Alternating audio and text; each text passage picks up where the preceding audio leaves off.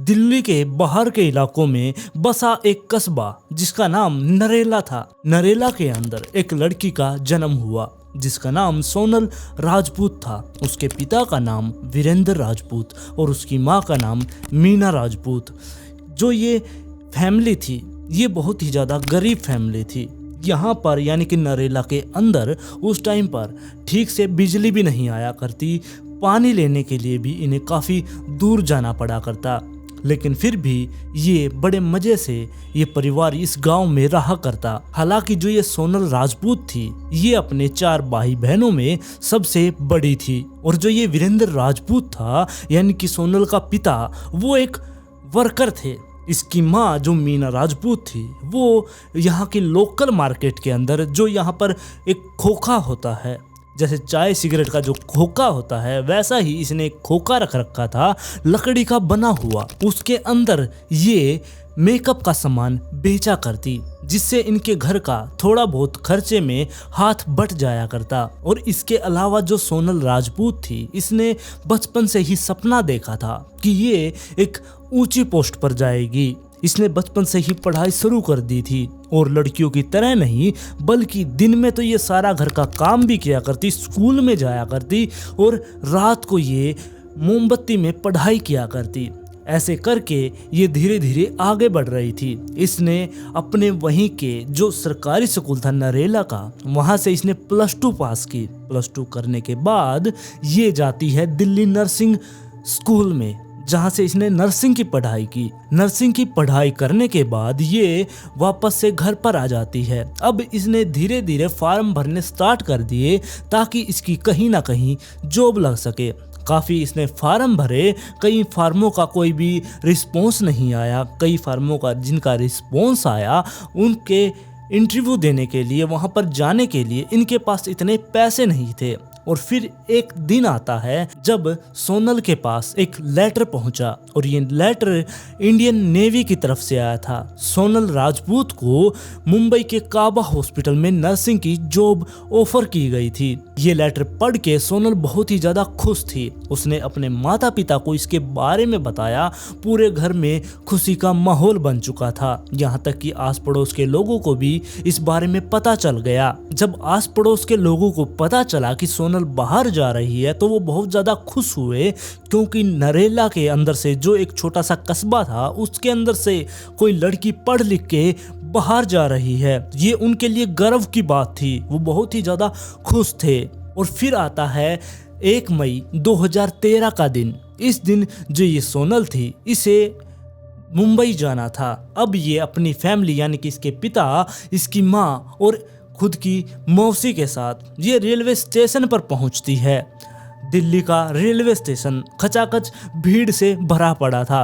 मुंबई वाली ट्रेन वहां पर खड़ी थी। सोनल उसमें चढ़ने वाली थी, लेकिन उससे पहले उसकी जो माँ थी यानी कि मीना, उसने अपनी बेटी का माथा चूमा और उससे कहा कि मैं भी तुम्हारे साथ चलना चाहती थी लेकिन मैं नहीं जा सकती, क्योंकि एक तो इसके जो छोटे भाई बहन थे वो काफ़ी छोटे थे, उन्हें संभालने की ज़रूरत थी। साथ में जो इनका मेकअप का सामान, इनकी जो छोटी सी दुकान है उसको कौन चलाएगा। अगर ये दुकान बंद कर देंगे तो इनके पास इतने पैसे नहीं हैं कि इनका खर्च चल सके, जिसके चलते मीना राजपूत यहीं पर रुक जाती है और अपनी बेटी से कहती है कि तुम पहुंचकर मेरे पास फ़ोन करना। और इसके बाद सोनल और उसके पिता और उसकी मौसी ये तीनों ट्रेन में चढ़ जाते हैं। दिल्ली से ट्रेन निकल चुकी थी।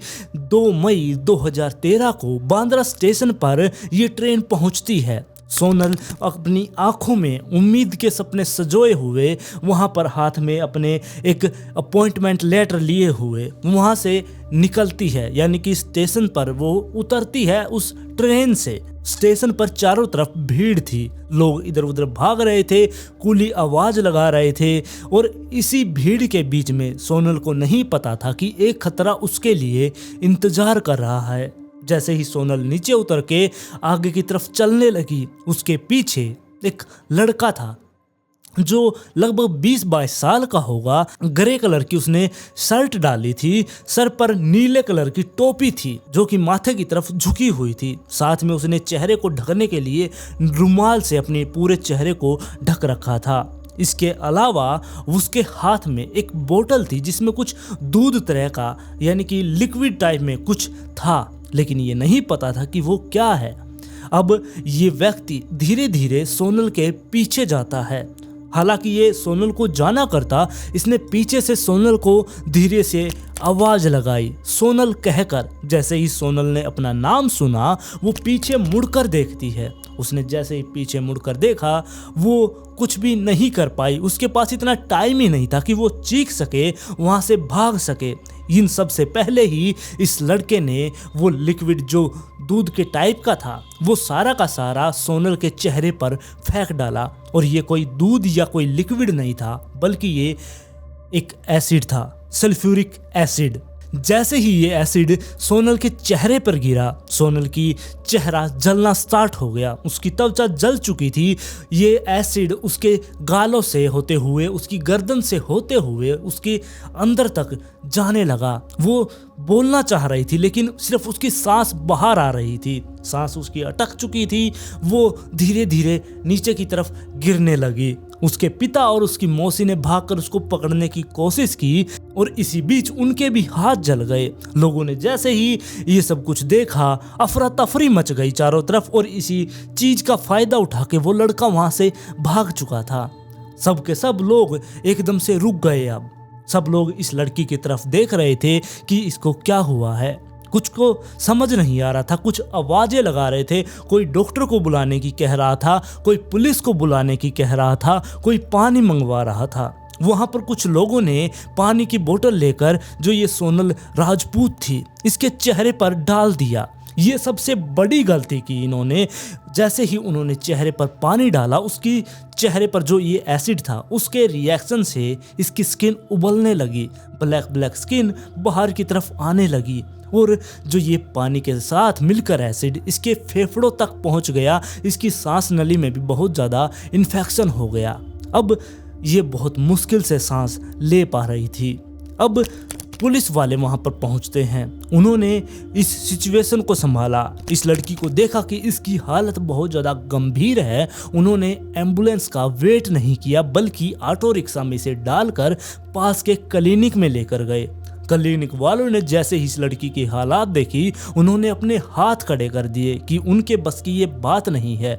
इसके बाद सोनल राजपूत को मसीना हॉस्पिटल में भेज दिया गया। वहां पर इसको रिलैक्स किया गया, इसको स्टेबलाइज किया गया, इसको स्टेबल कर दिया गया था। यहाँ पर इसको ऑक्सीजन दी गई।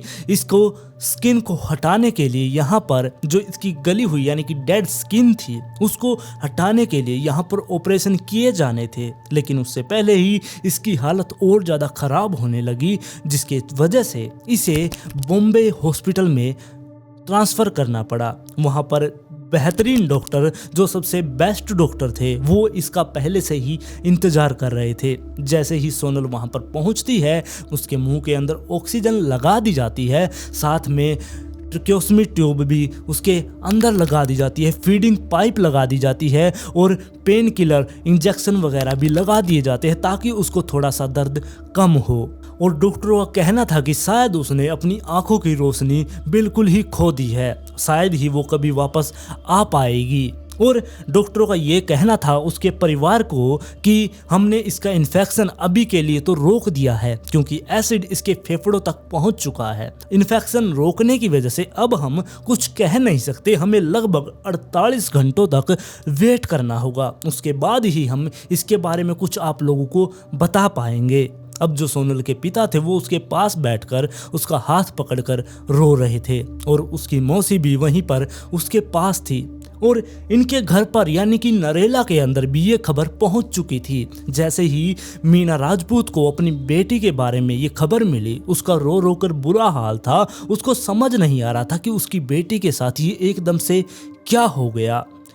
आसपास के लोगों को भी जब पता चला, वो सहानुभूति दिखाने के लिए उनके घर पर आना शुरू हो गए। वो सभी लोग मीना को दिलासा देने के लिए वहां पर आए थे, लेकिन मीना राजपूत को अपनी बेटी की बहुत ज़्यादा चिंता थी। वो सारे लोग बस यही दुआ कर रहे थे कि उनकी बेटी सही सलामत ठीक हो जाए और जल्दी से जल्दी घर पर लौट आए, क्योंकि सोनल राजपूत एक ऐसी लड़की थी, ना सिर्फ उसने अपने परिवार का बल्कि पूरे गांव का नाम रोशन किया था।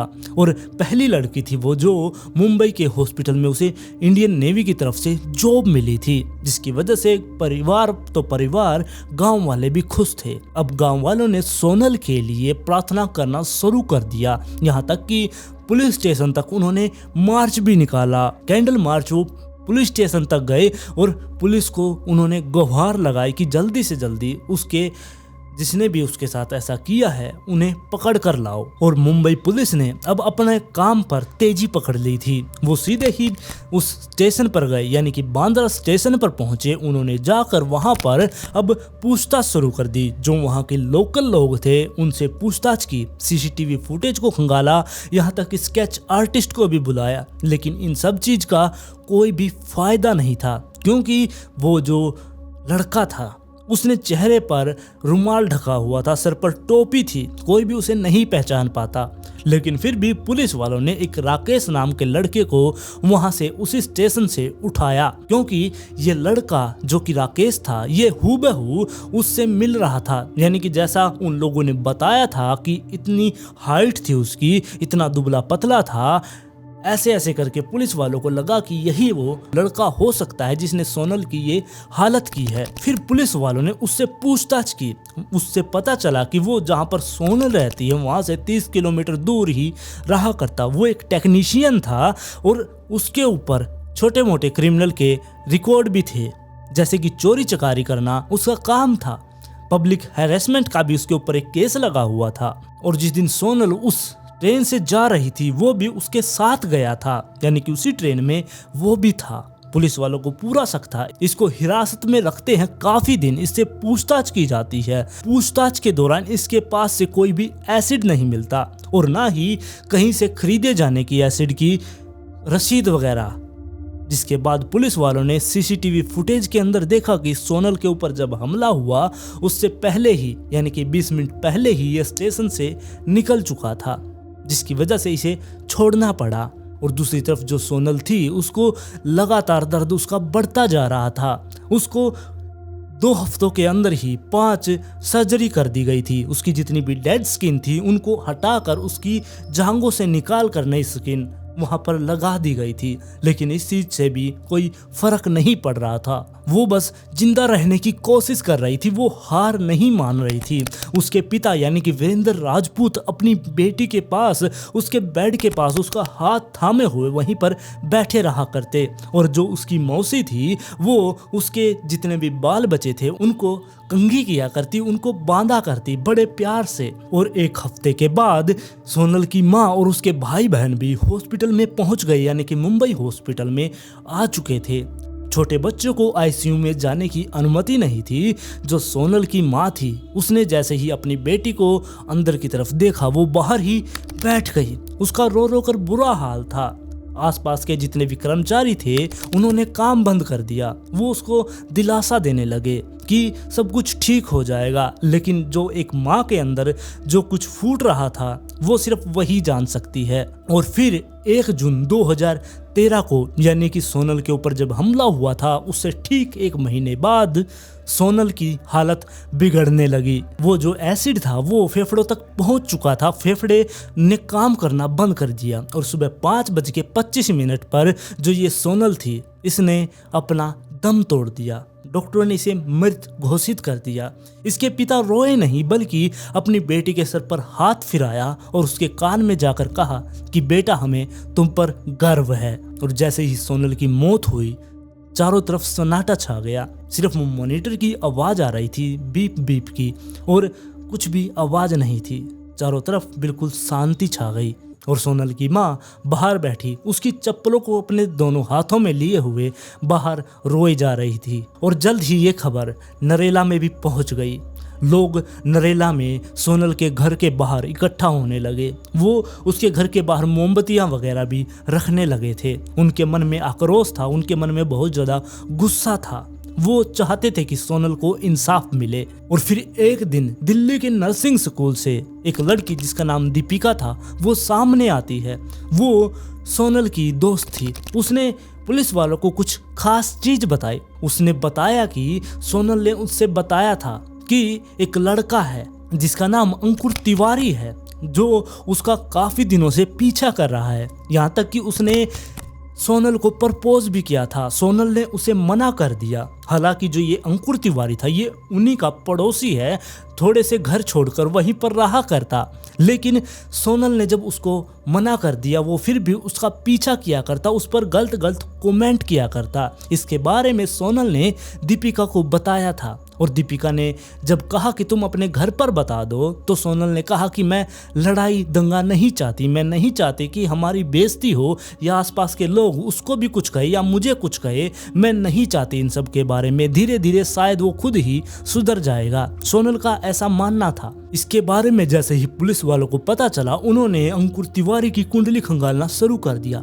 कि जिस दिन सोनल मुंबई गई थी उस दिन अंकुर तिवारी कहाँ पर था। उसकी डिटेल निकाली, उसका मोबाइल की लोकेशन निकाली गई। तब पता चला कि उस दिन वो उसी ट्रेन के अंदर था और सोनल के साथ ही था, 2-4 बोगी छोड़कर। यानी कि अंकुश तिवारी वही शख्स हो सकता है। पुलिस वाले सीधे ही अब अंकुश तिवारी के घर पर पहुंचे। जैसे ही पुलिस को देखा अंकुर तिवारी घबरा चुका था। शायद ये सच था। और इसके साथ ही पुलिस वालों को ये भी पता चला कि ये ही बांद्रा गया था और 24 घंटे के कम समय में ही इसकी वापस की भी रिटर्न टिकट थी।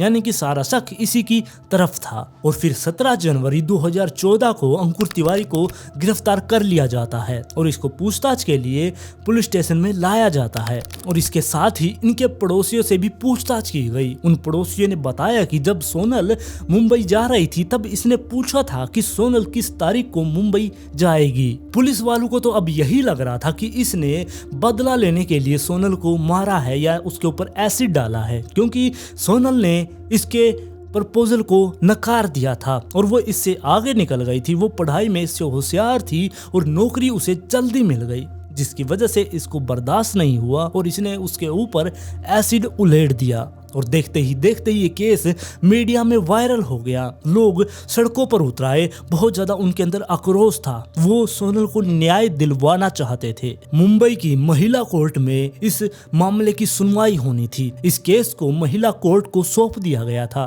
ताकि इस केस की अच्छे से तहकीकात हो सके और दोषी को सही सजा मिल सके। अंकुर तिवारी को जब कटघरे में लाया गया वो बिल्कुल चुपचाप खड़ा था। उसके मन में कोई भी सिकन नहीं थी, चेहरा बिल्कुल शांत था, जैसे कि उसको कोई भी गिल्ट फील नहीं हो रहा था।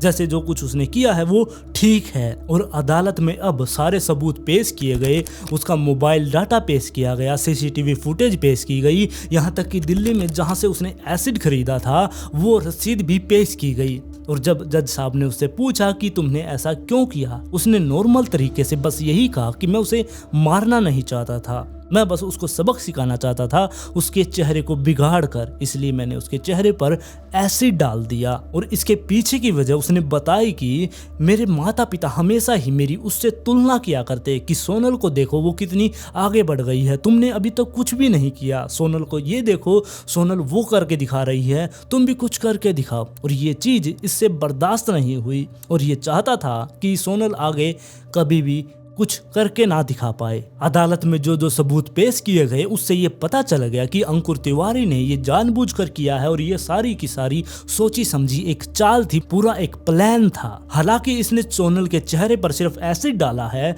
लेकिन उसके एसिड डालने की वजह से वो 1 महीने तक जो उसने दर्द सहा और दर्द सहकर उसकी जो मौत हो गई उसका जिम्मेदार सिर्फ ये अंकुर तिवारी है। और ये फिर केस ऐसे ही चलता रहा।